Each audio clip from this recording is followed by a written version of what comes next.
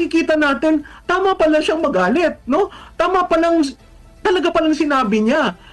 Ang lokohan nga parang ano ba yan, si BP can see through, no, the different layerings in the bureaucracy, pero hindi siya nagkulang. Sinabi niya yan sa Pangulo, sinabi rin niya sa Pangulo, naalala niyo yung sa bigas, na ang sabi niya, lahat yan nasa kamalig lamang, pag binabayan, bababa ang presyo. Sinabi niya yon, hindi siya nagkulang. So makikita mo, kahit hindi siya tinatanong, sinasabi niya, ito yung nangyayari. So sino mas may alam nung nandun siya compared sa yung 3 taon na pamumuno na magtatanong ka ng, bakit tayo nagkaganito? O iiyak ka. 'Di ba? Maluluha ka. Alam mo, we're past that stage of maluluha. Ang naluluha ang taong bayan dahil magkano trilyon ang nawala. Para mabilis po na makita natin ang katotohanan. Dahil nga sa balitang ito ay umani nga ito ng samut-saring reaksyon sa mundo ng social media. Ayon nga sa kanila, walang kadikit si Martin na hindi naging bilyonaryo, sobra ang ginawa niyang pagnanakaw na suportado ni Soto at Lacson pati na si Remulla kasama ang majority ng Senado. Grabe kaming mga taxpayers, napaka-generous naming magpasahod sa mga tauhan ng gobyerno, pero karamihan sa amin minimum wage earners lang. Di ba kayo nahihiya sa amin na hundreds of thousands ang mga pasahod namin sa inyo pero wala kayong naitutulong sa ating bansa? Ang lahat ng itong nangyayari sa ating bansa when it comes to budget or pera ng bayan ay ang leader at boss ay alam ni PBBM ay may basbas sa kanya. Si PBBM ang leader big boss, so parang si PBBM ang one and only problem ng bansang ito kasi hinayaan niya yung pinsan niya na parang may-ari ng kaban ng bansa.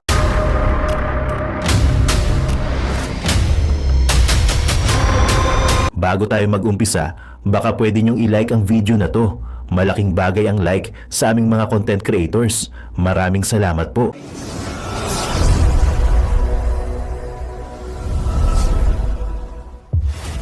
Nakita natin ngayon sa 2026, net, wala pa yung intervention ng Kongreso, may red flags, paulit-ulit, pare-parehong amount, di ba? NEP pa lang yan. So may problema na dun pa lang sa NEP. Tapos sasabihin ng DBM, wala kaming kakayahan to oversee. Yan, Your Honors, ang sinasabit ng ahensya. Can you look at that kind of reasoning? So ang tanong ko, hindi nyo alam. Ba't kayo nag-budget call kung hindi nyo rinirevisa, di ba? Tapos, yung paano natin malalaman? I-open nyo yung insertions. Bakit ayaw ilabas ang bicameral report na may 28 blanks? Di ba? Nasaan ang small committee report? Dahil both chambers, sino ang proponent sa Senado, sa House, sino ang nag-insert, magkano ang in-insert. Ay, yun dapat ang una nilang gawin ng executive at legislative bago pa yung mga hearings. Kasi yung hearings na yan, isa lamang ang kumpas at isa lamang ang conclusion na predetermined na. Ito, dito tayo pupunta ha, ako ang bida, ito lang ang iipitin natin. Tingnan mo sa usapan, si Ko lamang, hanggat si Ko mag-testify at sabihin niya na alam ito ni Speaker, hindi mo madadawit si Speaker. Di ba sinabi ni Speaker, si Ko at si Momo lamang ang nagplano niyan? Alam mo, matalino naman si Speaker Martin Romualdez.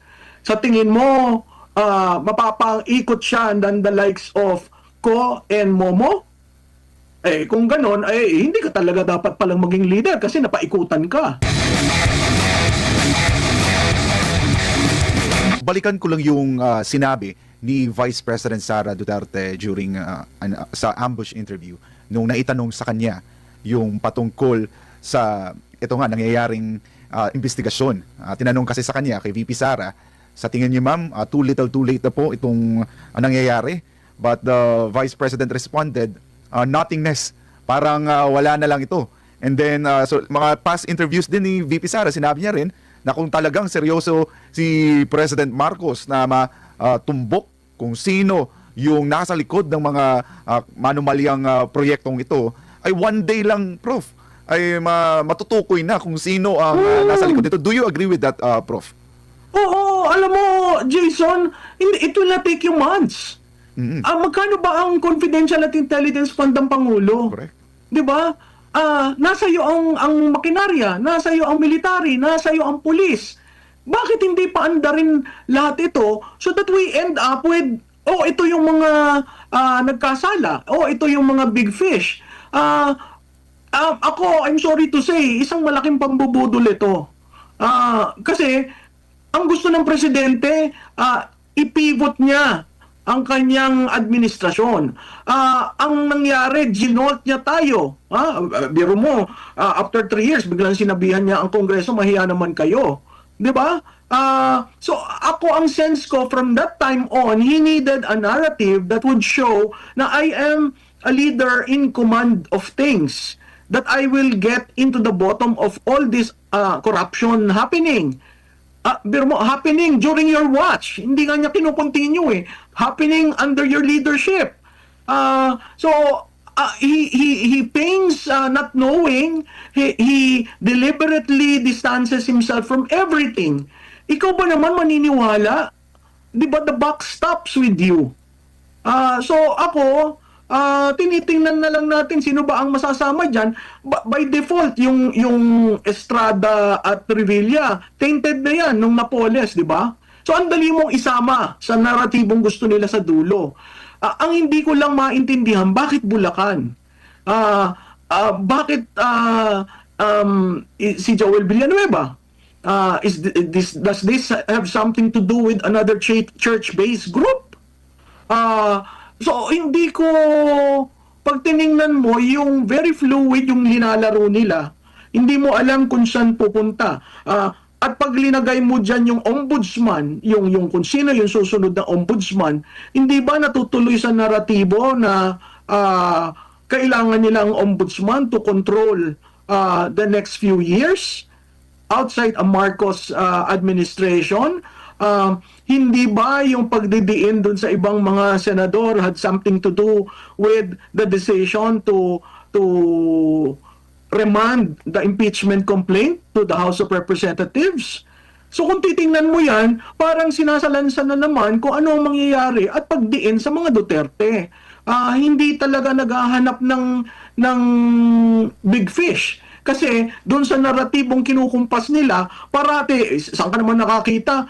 Dapat daw, tinanong kay Diskaya, bakit hindi kasama ang 2016? Sinagot naman ng maayos. At kung titingnan mo ang datos, Jason, ang flood control projects, merong flood control projects during the time of President Duterte, pero hindi ganun kalaki. So kung i-compare mo, talagang nag-shoot up ang flood control projects ng 2023. Tapos pagdating ng 24, 25, ang lumaki naman ang unprogrammed appropriation, which means insertions. So, yung menu nila, nag-iiba, pero ang suma total, kontrolado rin ang pondo. At kung sino yung nagkokontrol ng pondo, malapit sa kusina ng Malacanang. So, hindi ko alam kung ito ay seryosong paggawa. Kasi kung seryoso yan, tama si Jason, sa isang araw, kuha mo na yan. Ang hindi pa pinag-uusapan, lahat tayo nakatingin, sino yung corrupt, sino yung kumuha ng pera, sino, ghost ba yan, substandard ba yan. Ang tanong ko, bakit hindi mo i-commission ng engineering brigade ng AFP at ayusin? Kasi ang gusto nila, ibalik ang pera. Paano may babalik ang pera? 'Di ba? Ibalik lahat. Hindi, ayusin niyo yung flood control. At Mr. President, pwede mong tawagan ng engineering brigade ng AFP, immobilize mo lahat 'yan. Nakafocus sa NCR kasi ang NCR ang talagang mareklamo ang tao at talagang ang baha ay nakikita mo everywhere. Pero walang gumagalaw para ayusin. Di ba? Lahat tayo nakafocus doon sa, katulad niyang pinakita niyo, walang gumagalaw. May parating tayong malakas na bagyo, nalinis na ba ang mga sewerages, ang mga canals, wala bang obstruction? Habang tayo nakafocus doon sa korupsyon, dapat mayroong gumagalaw na inaayos na ang mga culverts, ang mga kanal, ang mga outlets, di ba? Yun ang nang nakikita ng tao, oo nga no, may anti-corruption pero may ginagawa. Eh lahat nandun tayo sa anti-corruption eh. Meanwhile, pag dumating itong malakas na bagyo at tumaas na naman ng tubig, that is a reminder for everyone.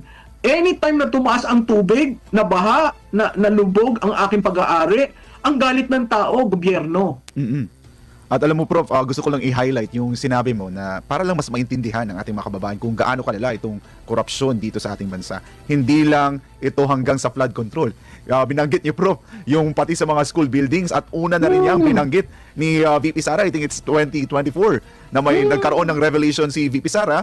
At sinabi niya rin yan kay BBM, pero ang sabi ni VP Sara parang binaliwala lang, parang hindi pinapakinggan. So parang nagtataka ngayon si VP Sara, bakit ngayon ka lang gumalaw? Bakit ngayon lang may aksyon? Bakit nung sinabi ko na may ganito na nangyayari sa DepEd, especially doon sa school building, bakit walang aksyon? So parang gano'n ang nangyayari ngayon, Prof. Alam mo, Jason, itong mga nangyayari, nagpapatutuo lamang sa mga sinabi niya. Nung sinabi niya yan, parang ang sinasabi, namumulitika lang yan, naninira lang yan, kaya ganyan. Pero ilang beses ba niya sinabi na sa school build na ang budget, 2 tao lang ang nagde-decide? Klarado doon, wala si Pangulo. Sinabi niya yun doon sa DepEd na pinaba-download sa kanya yung school building program. Sinabi niya, ayaw ko. Kaya na lang, yan, bahala. Hindi na ako sasama dyan. Meron ring sinabi tungkol doon sa proseso ng budgeting. So, hindi siya nagkulang. Ngayon, parang with hindsight, nakikita natin, tama pala siyang magalit, no? Talaga palang sinabi niya. Ang lokohan nga, parang, si BP can see through, no? The different layerings in the bureaucracy. Pero hindi siya nagkulang. Sinabi niya yan sa Pangulo. Sinabi rin niya sa Pangulo, naalala niyo yung sa bigas, na ang sabi niya, lahat yan nasa kamalig lamang, pag binabayan, bababa ang presyo. Sinabi niya yon, hindi siya nagkulang. So makikita mo, kahit hindi siya tinatanong, sinasabi niya, ito yung nangyayari. So sino mas may alam nung nandun siya compared sa yung 3 taon na pamumuno na magtatanong ka ng, bakit tayo nagkaganito? O iiyak ka. Diba? Maluluha ka. Alam mo, we're past that stage of maluluha. Ang naluluha ang taong bayan. Dahil magkano trilyon ang nawala. Ang tinitingnan lang natin, flood control. Imaginein mo yan. Diba? Ang sabi nga, 35 billion. Abay, 35 billion. Pag dinivide mo yan by the number of years, the number of days, kaya mong maubos ang 35 billion? Samantalang yung 35 billion, na supposedly kinita ni congressman ko, sa 2 areas lang yun. So ang tanong ko, hindi pa natin nakikita ang kabuuan ng storya. Kailan natin makikita? At makikita ba talaga natin yan? Kasi sa tingin ko ngayon, di ba, ang nagsabi nga yung chairman ng Blue Ribbon ngayon, we have your back, Mr. President. You don't say that. Prof, gusto ko lang balikan yung tanong mo. Kailan natin makikita at paano natin makikita? May kailangan bang may dapat bang intervention na mangyayari? Di rin natin alam. Yan rin yung tanong ng ating mga kababayan. Paano po ba? Kasi yun yung palaging tanong nila eh. Yun nga, imbestiga dito. Pero sabi mo, Prof, walang big fish na mapapanagot. So anong intervention ang dapat mangyari para makamit natin yung gusto nating mangyari, especially. Jason, alam mo ang call ko, the executive and legislative branches will have to sit down and determine among themselves what are we going to tell the public. Kasi it's between the 2 branches. Nakita natin ngayon sa 2026, wala pa yung intervention ng Kongreso, may red flags, paulit-ulit, pare-parehong amount. Diba? NEP pa lang yan. So may problema na dun pa lang sa NEP. Tapos sasabihin ng DBM, wala kaming kakayahan to oversee. Yan, Your Honors, ang sinasabit ng ahensya. Can you look at that kind of reasoning? So ang tanong ko, hindi nyo alam. Ba't kayo nag-budget call kung hindi nyo riniribisa? Diba? Tapos, yung paano natin malalaman? i-open nyo yung insertions. Bakit ayaw ilabas ang bicameral report na may 28 blanks? 'Di ba? Nasaan ang small committee report? Dahil both chambers, sino ang proponent sa Senado, sa House, sino ang nag-insert, magkano ang in-insert. Ay, yun dapat ang una nilang gawin ng executive at legislative bago pa yung mga hearings. Kasi yung hearings na yan, isa lamang ang kumpas at isa lamang ang conclusion na predetermined na. Ito, dito tayo pupunta ha, ako ang bida, ito lang ang iipitin natin. Tingnan mo sa usapan, si Ko lamang, hanggat si Ko mag-testify at sabihin niya na alam ito ni Speaker, hindi mo madadawit si Speaker. Di ba sinabi ni Speaker, si Ko at si Momo lamang ang nagplano niyan? Alam mo, matalino naman si Speaker Martin Romualdez. Sa tingin mo, mapapangikot siya than the likes of Ko and Momo? Kung ganon, hindi ka talaga dapat palang maging leader kasi napaikutan ka. So, ang daming, dun sa dalawang branches, i-open lang nila. And really, call. Si ICI, tinatawag isa-isa, yung mga personalities. Hindi naman yan public. Hindi naman natin nakikita ano ba ang tinatanong. Diba? Nag-aaral sila, paano ba yung proseso? Huwag nyo nang pag-aralan. May paper trail. May paper trail kasi budget yan. Diba? Itong 2025, may binito siya. May for later release. Ang kanyang for later release, meron siyang linabas pa na 80 billion. Meron siyang tinigil, in-impound, pero may binito niya 26 billion, pero meron siyang linabas na under FLR.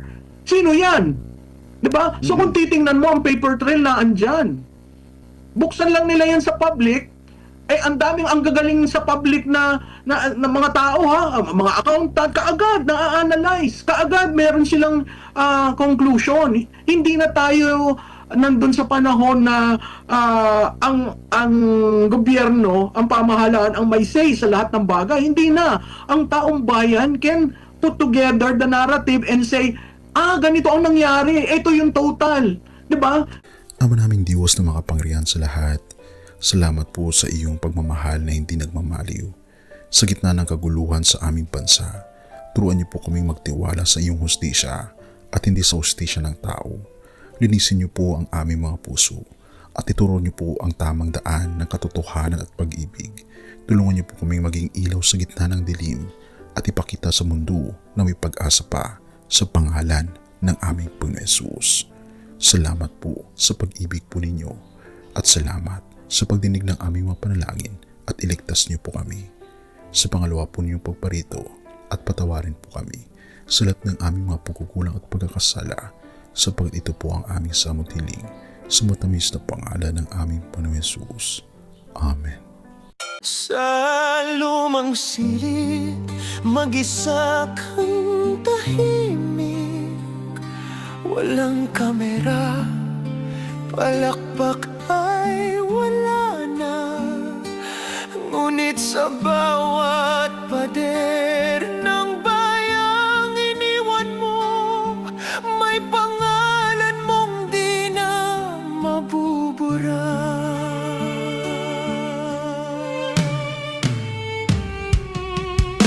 Minsan kang naging balikat ng mahihina, kalaban ng takot, kakampi ng masa.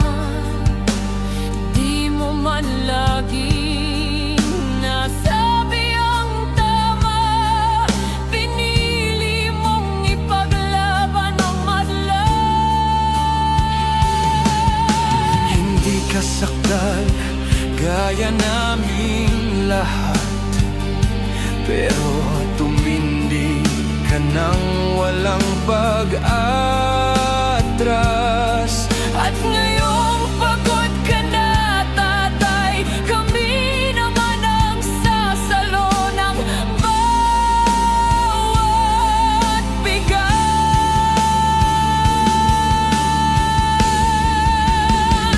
Hanggang sa dulo, ikaw ay mahal. Kahit papagod na ang iyong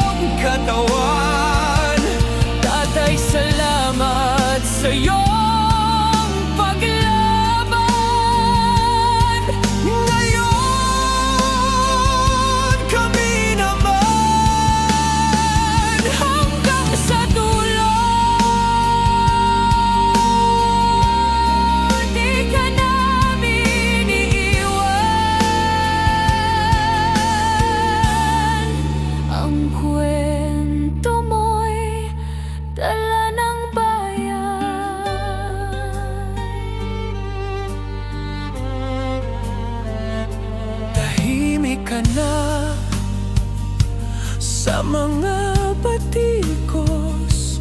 Wala nang tugon, wala nang galit, pero sa mata ng mga maralita, naroon pa rin ang tapat mong alaala. Marami mang di nakaintindi, marami pa rin ang di nakakalimot. At ngayong wala ka ng kapangyarihan, tatay, Ang magtatanggol sa'yo ay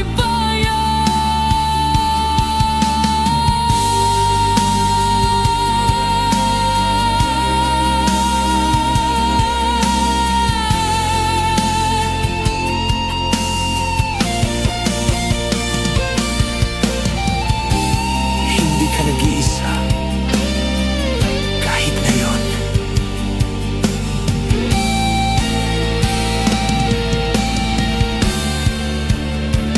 hanggang sa dulo, tangan ka pa rin.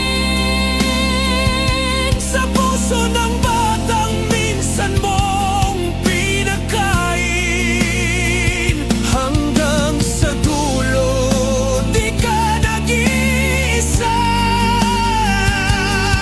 Ang dasal ng bayan ay sa'yo pa rin. Katay kami naman ang lalaban sa ngalan mo, sa alaala mo. Hanggang sa dulo.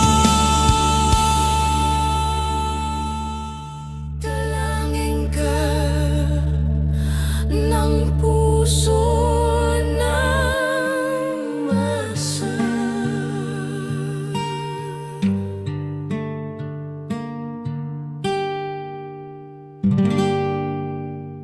At yun na nga mga kababayan, ano na ang masasabi mo? Kung mayroon kayong hinaing at komento patungkol sa balitang ito, please comment down below. Pag-uusapan natin yan sa comment section. At kung nagustuhan nyo ang video, ay huwag kalimutang mag-like at i-share na din para mas marami pang makaalam at umabot ito sa marami sa ating mga kababayan. Maraming salamat po. Mabuti pa ang sardinas, may label. Eh tayo, wala. Oo nga pala. Nay, ito na yung bayad ko sa isa, ano? O, kunin mo yung isa. Isa muna, iyan, no? Tapos, isa pa, di ba? 4 dapat na sardinas, eh. O, yan. 3 na. Pang-4 na sardinas. O, okay na.